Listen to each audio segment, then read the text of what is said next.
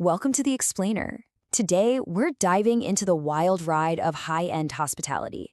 We're going to talk about how we went from the age of the superstar celebrity chef to a totally new kind of luxury, one that's a lot quieter and maybe, just maybe, a lot more real. This quote from our source material really just nails it. It's not just about the food anymore, is it? It's about the person, the story, the vibe. So how did we get to a point where a restaurant is selling a person, and what comes next?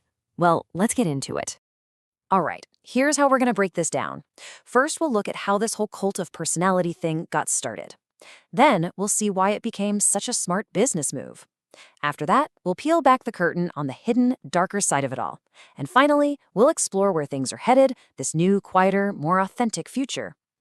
So, how did we get here? Think about it. For the longest time, the people making your incredible meals and drinks were basically invisible. They were amazing artisans for sure, but they stayed in the background. The focus was on the craft, not the character. But then, everything started to change. In the 2000s, food television just exploded, and suddenly chefs weren't just cooks, they were global brands. Then, by the 2010s, that same spotlight swung over to the bar, creating the bar star. These super influential bartenders who could literally change the way an entire city drinks. All of a sudden, going out wasn't just about the food, it was about getting a little piece of that star power. And this wasn't just a cultural shift, it was a brilliant new business strategy.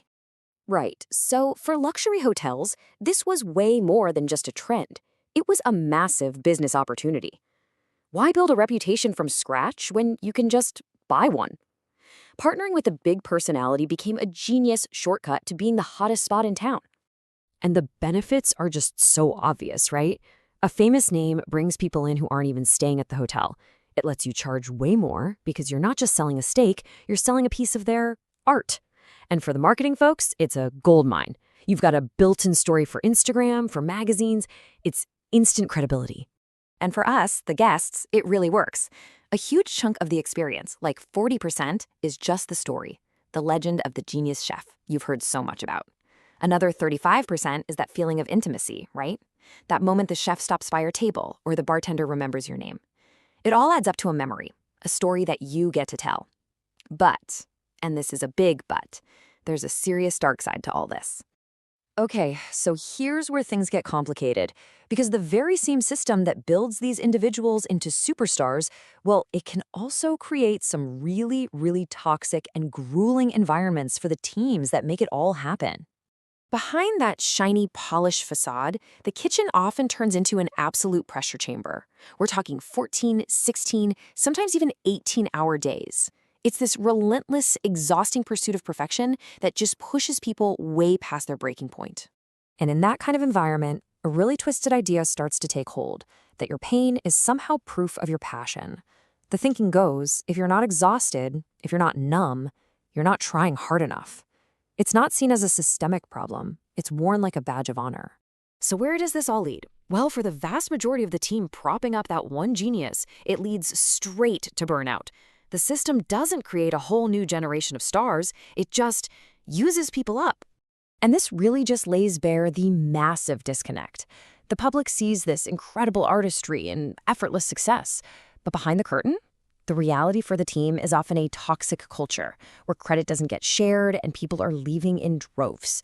It's this huge gap that makes the whole model so fragile. But okay, it's not all doom and gloom. There's a shift happening. The industry is slowly but surely moving away from all that noise and spectacle and towards something much quieter and, frankly, a lot healthier. And this new way of thinking is often called invisible luxury. The idea is pretty simple, actually. The best kind of luxury isn't something you show off. It's something you feel. It's about making things seamless, anticipating what someone needs before they even have to ask. It's the difference between a loud performance and the quiet confidence of perfect service. This phrase from the source material just captures it perfectly. Indulgence learns to breathe. It's a move away from that high-pressure, celebrity-fueled consumption and towards something that feels lighter, more thoughtful, and more sustainable. So you can really see the change here. We're moving from loud spectacle to quiet discretion, from the single celebrity to genuine authenticity.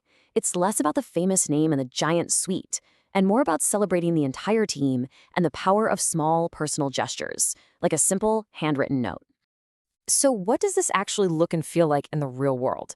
When you're the one sitting at the table or pulling up a seat at the bar? Well, it's really about a shift in what we value as customers. It's about choosing the actual experience over just the big name. It's about seeking out those real, unhurried conversations and recognizing that incredible service is always, always a team sport. It's not a one-person show. And you can spot this new approach in these small but really meaningful moments. It's when the chef actually puts their sous chef's name on the menu. It's the bartender who tells you all about the local farmer who grew the herbs in your cocktail. It's when you're having a real conversation, not just a transaction. These are the new signs of real top-tier hospitality. And that brings us to one last big idea to chew on. For so long, luxury was about paying a lot of money to see a celebrity. But what if, in this crazy age of endless performance and spectacle, the greatest luxury of all is the quiet, profound feeling of being truly seen yourself?